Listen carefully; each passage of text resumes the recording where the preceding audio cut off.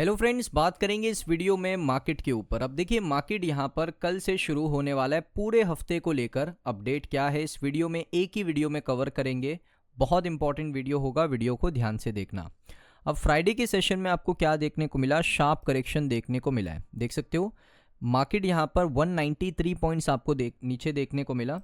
और मार्केट के अंदर ना करेक्शन आपको बिल्कुल साफ देखने को मिला। ऐसा नहीं है कि मार्केट ने कंसोलिडेट किया, मार्केट डायरेक्टली आपको नीचे आता हुआ देखने को मिला है। अब क्या पॉसिबिलिटीज़ बन सकती है दोस्तों? गिरावट की क्या पॉसिबिलिटीज़ है? ब्रेकआउट करने की क्या पॉसिबिलिटीज़ है? कौन से ऐसे ट्रिगर पॉइंट हैं जो मार्केट को ऊपर लेकर जा सकते हैं, और कौन से ऐसे ट्रिगर पॉइंट हैं जो मार्केट को नीचे लेकर आ सकते हैं? तो चलिए दोस्तों, एक एक करके कवर करते हैं। सबसे पहले यहाँ पर मैं आपको बता दूँ, पहला इवेंट, मोस्ट इंपॉर्टेंट इवेंट इस हफ्ते का, जो कि होने वाला है 14 जनवरी 2026 को। यूएस कोर्ट के अंदर ये फैसला होने वाला है कि जो ट्रम्प की टैरिफ है वो लीगल है या इलीगल है, उसके ऊपर फैसला होने वाला है। तो ये इवेंट 14 जनवरी को बहुत ही इंपॉर्टेंट इवेंट है, क्योंकि ये इवेंट होने वाला था फ्राइडे को। फ्राइडे को कोर्ट में जब ये पूरा आप कह सकते हो केस गया, तो यूएस का जो सुप्रीम कोर्ट है उसने इसकी हियरिंग को यहाँ पर 14 जनवरी पे शिफ्ट कर दिया। तो अब यहाँ पर ये सबसे मोस्ट इंपॉर्टेंट इवेंट होने वाला है मार्केट के लिए। उसके बाद यहाँ पर दूसरी चीज़ अगर आप देखोगे ना, US ambassador arrival, Trump okay 500 tariff bill. अब यहाँ पर पिछले हफ्ते क्या हुआ, ट्रम्प ने 500% का जो टैरिफ है उसको लेकर साइन कर दिया अपनी तरफ से। अपनी तरफ से साइन कर दिया, क्योंकि देखिए वहाँ पर भी ना 3 पावर्स हैं यूएस के अंदर। तो यूएस के अंदर सबसे पहले प्रेसिडेंट के पास एक अच्छा पावर है। तो प्रेसिडेंट ट्रम्प है, उन्होंने साइन कर दिया कि भाई जो भी रशिया से तेल खरीदेगा उसके ऊपर यूएसए क्या करेगा, 500% का टैरिफ लगाएगा। लागू नहीं किया अभी, सिर्फ यहाँ पर डॉक्यूमेंट पे साइन कर दिया कि भाई प्रेसिडेंट ट्रम्प इससे राजी है, ये रूल बनना चाहिए, प्रेसिडेंट ट्रम्प इससे राजी है। सो यहाँ पर प्रेसिडेंट ट्रम्प ने क्या किया, साइन कर दिया। उसके बाद आता है वहाँ की असेंबली, जिसको कांग्रेस भी कहते हैं। तो जो कांग्रेस है वहाँ पर अभी वोटिंग होगा। अगर वहाँ पर मैक्सिमम वोटिंग हो गया और सब लोग अग्री कर गए कि भाई 500% का टैरिफ होना चाहिए, तो फिर लग जाएगी सबकी वाट, क्योंकि मार्केट होगा बहुत बुरी तरीके से क्रैश, और फिर यहाँ पर लगेगा 500% का टैरिफ। अब देखिए टैरिफ काम कैसे करता है, मैंने आपको पुरानी वीडियोस में एक्सप्लेन करके रखा है, लेकिन फिर भी शॉर्ट में बता देता हूँ। जो नए लोग हैं वीडियो को देख रहे हैं पहली बार, उनके लिए देखिए टैरिफ क्या होता है कि अभी मैं एक बिजनेसमैन हूँ जो भारत के अंदर रहता हूँ, मेरे पास प्रोडक्ट है, ये प्रोडक्ट मैं बेचता हूँ, 100 रुपये में बनाता हूँ, 150 रुपये में सेल करता हूँ। अब यहाँ पर अगर मेरे को 500% का टैरिफ लगेगा, तो मैं यहाँ पर यूएस के अंदर लॉस में इसको तो बेचूंगा। तो लॉस में तो मैं बेचना नहीं चाहता, वरना मैं धंधा कर ही क्यों रहा हूँ।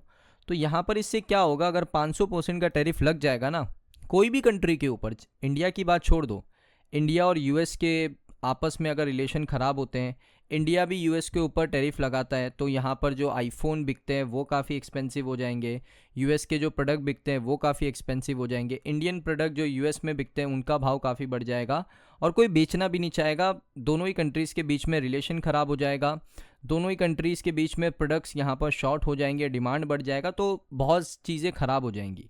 तो ट्रम्प ने साइन कर दिया है, होप करेंगे कि जो असेंबली है वहाँ पर लोग इसका विरोध करें, कोर्ट इसका विरोध करे, तब जाके दोस्तों यहाँ पर ये चीज़ें आपको हटती हुई देखने को मिल सकती है और मार्केट के अंदर रिकवरी देखने को मिल सकती है। अब उसके बाद दोस्तों एक और अपडेट क्या है, आप देख सकते हो डोनाल्ड ट्रंप अब यहाँ पर एक्वायर करना चाहते हैं ग्रीनलैंड को। ये उन्होंने ऑफिशियली, आप देख सकते हो, वीडियो भी देख सकते हो, ऑफिशियली आकर कह दिया है। ये देख सकते हो डोनाल्ड ट्रंप यहाँ पर कह रहे हैं कि हम यहाँ पर एक्वायर करना चाहते हैं, वेनेजुएला को तो हमने एक्वायर कर लिया, अब यहाँ पर हम क्या करना चाहते हैं, ग्रीनलैंड को एक्वायर करना चाहते हैं।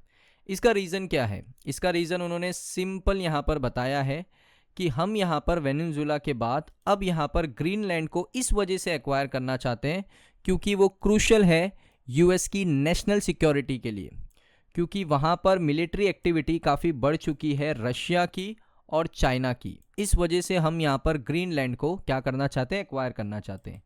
अब यहाँ पर उन्होंने ग्रीनलैंड को एक्वायर करने के लिए जो वहाँ की मिलिट्री है, ट्रम्प ने अपनी मिलिट्री को, स्पेशल फोर्सेस को ये कह दिया है कि आप अपना इन्वेजन प्लान बना लो ग्रीनलैंड को एक्वायर करने के लिए। ट्रम्प ने इतना भी कह दिया है, लेकिन अब जो कंट्री के ऊपर आप हमला करने वाले हो, उसको एक्वायर करने वाले हो, तो यहाँ पर वो कंट्री के तरफ से कुछ बयान आया है? तो बिल्कुल आया है। अब यहाँ पर आप देख सकते हो डेनमार्क। अब आप कहोगे भाई अभी हम बात कर रहे थे ग्रीनलैंड की, अब डेनमार्क कहाँ से बीच में आ गया? तो मैं आपको बता दूं, जो ग्रीनलैंड है वो किसके पास है? डेनमार्क के पास है। सो डेनमार्क ने यहाँ पर खुली धमकी दी है कि भाई यहाँ पर हम क्या करेंगे, पहले मारेंगे उसके बाद बात करेंगे। उन्होंने साफ ये कह दिया है, डेनमार्क पहले शूट करेगा फिर यहाँ पर यूएस से बात करेगा। तो डेनमार्क भी ये मोटिव में है कि भाई हमारे ऊपर कोई अगर एक्वायर करने आता है हमें, तो हम पहले उसको मारेंगे उसके बाद हम उससे बात करेंगे, सिंपल सी बात है। तो डेनमार्क ने ये खुली धमकी यूएस को दे दी है। अब दोस्तों एक और चीज़ है, ईरान का मामला। ईरान के अंदर जो प्रोटेस्ट हो रहा है, 116 लोगों की अभी तक मौत हो चुकी है, 2600 लोगों को पकड़ा जा चुका है गवर्नमेंट के द्वारा, और गवर्नमेंट ने वहाँ की थ्रेट किया है कि आपको डेथ की पेनल्टी मिलेगी जो यहाँ पर प्रोटेस्ट करेगा। लेकिन डोनाल्ड ट्रंप ने क्या कहा है कि ईरान को ये कहा है कि अगर आपने जो प्रोटेस्टर हैं उनको मारा अगर आपने, तो हम आपके ऊपर भी टारगेट करेंगे, आप लोगों को भी टारगेट करेंगे। ये डोनाल्ड ट्रंप ने खुली धमकी दे दी है ईरान को। लेकिन एक चीज़ ये गौर करने वाली है कि ईरान कोई वेनेजुला नहीं है। सबसे पहली चीज़, मिलिट्री फोर्सेस ईरान की बहुत बड़ी है, साथ में वहाँ पर जो रिजीम चेंज की बात चल रही है वो चेंज करना बहुत मुश्किल है, क्योंकि वहाँ पर जो पॉपुलेशन है और जो वहाँ पर के रिलीजियस लीडर हैं वो उनके रिलीजियस लीडर भी हैं, साथ में वो उनके पॉलिटिशियंस भी हैं, साथ में वो उनके पॉलिटिकल लीडर भी हैं। तो इस वजह से जो सपोर्ट है उन रिलीजियस लीडर्स की वजह से वो काफ़ी बढ़ जाता है। क्योंकि अभी क्या होता है ना, हमारे देश में जैसे रिलीजियस लीडर अलग है और पॉलिटिकल लीडर अलग है। ईरान में क्या है, ईरान में जो रिलीजियस लीडर है उनका, वही उनका पॉलिटिकल लीडर है। तो रिजीम चेंज करना इस वजह से थोड़ा मुश्किल होगा, लेकिन देखते हैं आगे क्या होता है। अभी तो प्रोटेस्टर की जो जान है वो 116 लोगों की जान जा चुकी है, 2600 लोग पकड़े जा चुके हैं। उसके बाद देखिए एक और चीज़ गौर करने वाली है कि डेनमार्क के पास, या फिर आप कह लो कि ग्रीनलैंड के पास क्या है, मिनरल्स है। वेनेजुला के पास क्या है, क्रूड ऑयल था, तो वेनेजुला को ले लिया। अब ईरान के ऊपर वो धमकी दे रहे कि भाई अगर आपने प्रोटेस्टर को मारा तो हम आपको टारगेट करेंगे, आपको यहाँ पर हम मारेंगे। तो ऐसा क्यों हो रहा है? क्योंकि दोस्तों मैं आपको बता दूँ, ईरान के पास भी है क्रूड ऑयल। ईरान के पास क्या है? क्रूड ऑयल है। सऊदी के पास क्या है? क्रूड ऑयल है। वेनेजुला के पास क्या है? क्रूड ऑयल है। तो इस वजह से यहाँ पर जो डोनाल्ड ट्रंप है उनको ये पता है कि इकोनॉमी को इम्प्रूव करना है, यहाँ पर अगर हमें बहुत बड़ा प्लेयर बनना है पूरी दुनिया में, तो हमें क्रूड ऑयल अपने पास सबसे ज़्यादा रखना पड़ेगा। और ये सारी लड़ाई जो हो रही है वो क्रूड ऑयल के लिए हो रही है। और सिचुएशन तो ऐसी बन चुकी है कि भाई वर्ल्ड वॉर 3 भी हो सकता है आने वाले कुछ समय के बाद। ऐसा नहीं मैं कह रहा हूँ कि 2026 में हो जाएगा, लेकिन वो सिचुएशन बनती जा रही है वर्ल्ड वॉर 3 वाली, कि भाई ईरान के ऊपर हमला अगर यूएस करता है, ईरान और इजराइल का मामला पहले से है, साथ में सऊदी भी यहाँ पर काफ़ी ज़्यादा आप कह सकते हो कि डिफेंस में आ चुका है कि भाई हमें भी थोड़ा अपने को प्रोटेक्ट करना है। कतर के ऊपर ऑलरेडी हमले हो चुके हैं, इंडिया पाकिस्तान ऑलरेडी हो चुका है 2025 के अंदर। तो ऐसा लग रहा है रशिया यूक्रेन की वॉर, रशिया और यूएस के बीच में बहुत बड़े डिफरेंसेस क्रिएट हो चुके हैं। चाइना अलग है, लेकिन देखिए चाइना और जो रशिया है ना, उन्होंने वेनेजुला के टाइम पर भी बहुत सारी बातें करी, ट्विटर के ऊपर ट्वीट करे कि ये गलत है, ये है, वो है, लेकिन मदद बिल्कुल नहीं करी। क्या ईरान के साथ अगर ऐसा होता है तो कौन मदद करेगा? ये सबसे बड़ा सवाल है। क्या रशिया मदद करेगा? क्या चाइना मदद करेगा? मुझे नहीं लगता। सो यहाँ पर ये बहुत इंपॉर्टेंट चीज़ है।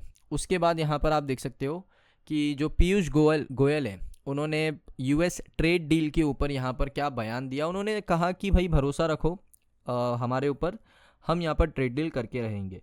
तो ये पीयूष गोयल थोड़े कॉन्फिडेंस में बोल रहे हैं कि ट्रेड डील होगा, बट अभी यहाँ पर कुछ कह नहीं सकते। देखते आगे क्या होता है। अगर ट्रेड डील होता है बहुत अच्छी बात है, लेकिन थोड़ा सा मुश्किल लग रहा है, क्योंकि अगर आप देखोगे एक रिपोर्ट मैं आपको दिखा रहा हूँ, यहाँ पर आप देख सकते हो, Trump invite China and Russia to buy Venezuela oil under US control.